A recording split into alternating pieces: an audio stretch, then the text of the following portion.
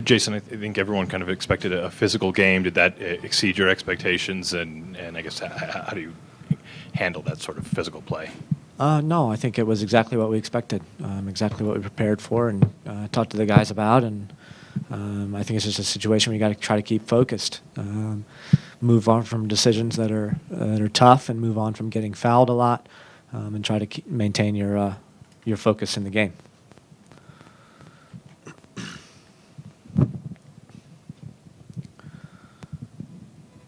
Jason, decisions like you were saying tonight, how did that affect the game? I mean, having Chris go out at that point, what changed at that point? Yeah, I just rewatched the replay. I did it because I wanted to come here with facts rather than just opinions about what I think I saw or what I thought I saw. To watch it again, it's a poor decision. It's an incredibly poor decision against us. Chris barely touches the player. He falls down.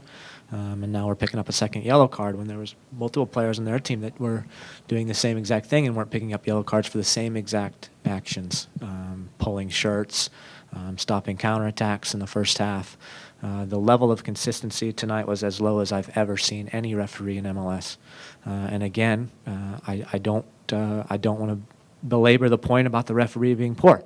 He is going to be poor. This is 14th match of his entire career.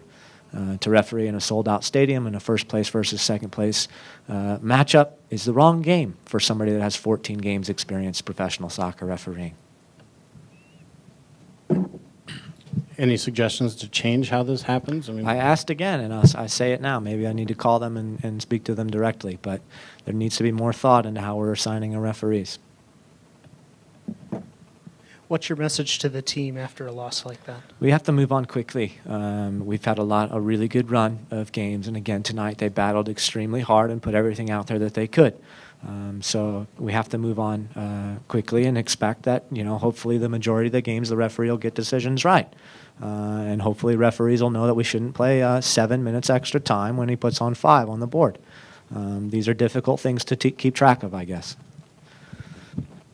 Jason, what were your thoughts on Jeff's play? He seemed to be pretty solid. I thought he was really good. Really pleased with Jeff. Made a couple of really good saves, especially the shot that Bieler hit, I think early in the second half down to his left.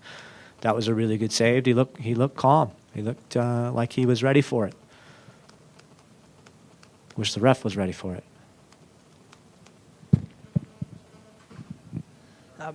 How did your thought process change between Robbie's goal and Chris's yellow card? It came just minutes apart. What were your thoughts during that time? God, I don't even remember.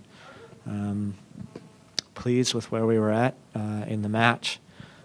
Thinking that we were in a good spot to handle things the correct way.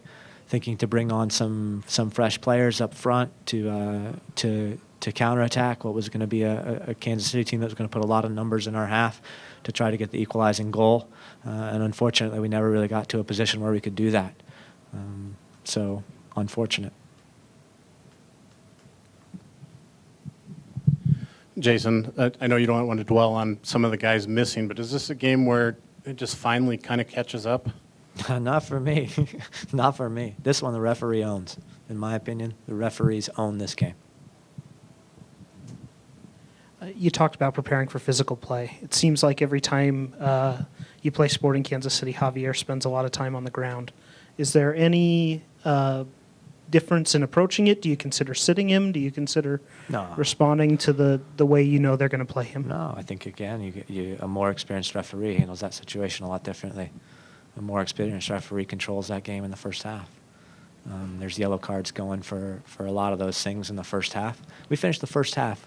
How many yellow cards do you think they had? 0. How many did Real Salt Lake have? 3. Imagine that. Is that possible? It's pathetic. And so he never controlled the game. Never. And you tried to play catch up in the second half, and you can't. Again, for me, it's just experience. This is a young referee with 12 games experience, whatever it is, less than 15. He should not be refereeing that game. It seems like there's a lot of animosity between the two teams, and you guys don't play that often. I mean, right from the start when Chris kind of clobbered Kamara, where does this animosity, has it been building, or is this just something you guys... Oh, I think it's two teams that are winners. Two teams that want to compete really, really badly and want to win really, really badly.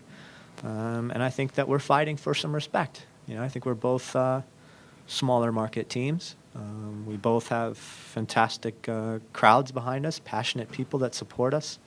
And we both want to get out there and do anything possible or anything necessary to win games. And when you have that, you're going to have some physical confrontation. You're going to have some not so much liking each other out there on the field. And I think it's natural. Coach, what do you do specifically to help your team put this kind of a loss behind you? I think we got to talk to them quickly. We got to make sure that they know that we're not upset with them as a coaching staff. There's still, there's a few things that we need to look at for sure that tactically happened in that game to make things difficult, but not too many really, and just continue on. We're in a good spot. It doesn't change. We're still in a good spot, and we still want to keep improving every game. Watch RSL take on New York July 27th at 5 o'clock on ABC4 Utah.